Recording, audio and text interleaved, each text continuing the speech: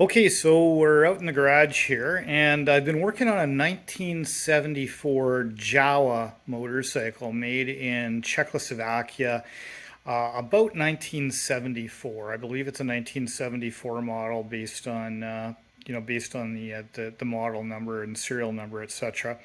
I've done quite a bit of work to it already. I've replaced all the brakes. I've worked on all the cables, the carburation, all that sort of stuff, and have gotten this thing to run. I picked this up for for $100 as a basically a barn find. It had been sitting for probably 20 or 30 years doing absolutely nothing except rotting away. But it does have a fatal flaw. And so part of the issue is I've got the engine running pretty good and everything else, but it does not go into fourth gear. And there's a known issue with these engines where the shift clutch or shift forks, I should say, do wear, especially if the chain is over tightened. And that, I believe, is the issue with this engine. So I've got some spare parts. I've gotten parts from the Czech Republic as well as from Poland, and for this thing to do the work. And what we'll need to have happen is the engine will need to come out. The engine will need to come out and taken apart, cases split, and then replace the faulty shift fork, along possibly with the bearing on this side that's driving the chain. Will possibly need to be replaced as well. That actually might be the reason why those clutch forks wore out. So when we take it apart, we're going to look at that bearing and take a look at it. So that's the process. These bikes, I'd never seen one of these things before I got this. It's an old, this is from, when Czechoslovakia was part of the Soviet Union. And it is definitely different. One of the things that's significantly different is where the where the Kickstarter is. So interestingly, the Kickstarter is also the gear shift lever. So the way you use this is that in this position it's your gear shift lever, but by going and pushing it in and pushing it backwards, it is now your kickstart. So that is definitely interesting on this bike. It's actually kind of an innovative thing. So that's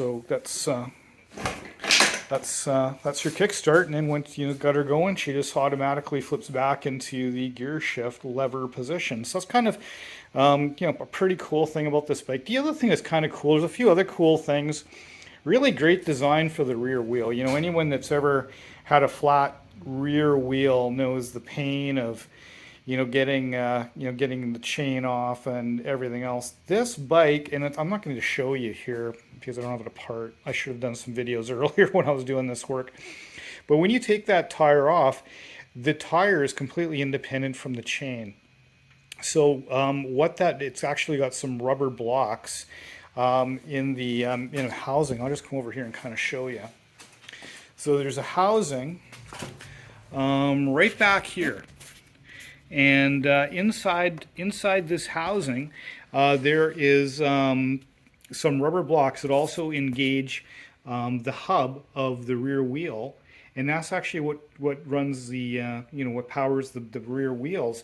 What's great about that is you can take that rear wheel right off without ever having to touch or remove the chain, change the chain, do anything at all with.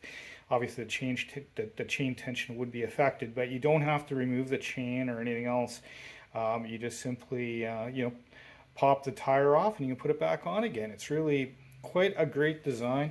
The chain is also enclosed. It's enclosed in these rubber, in these rubber deals here. There's one top, and then there's one a little hard to see, but lower down there as well for the other side of the chain.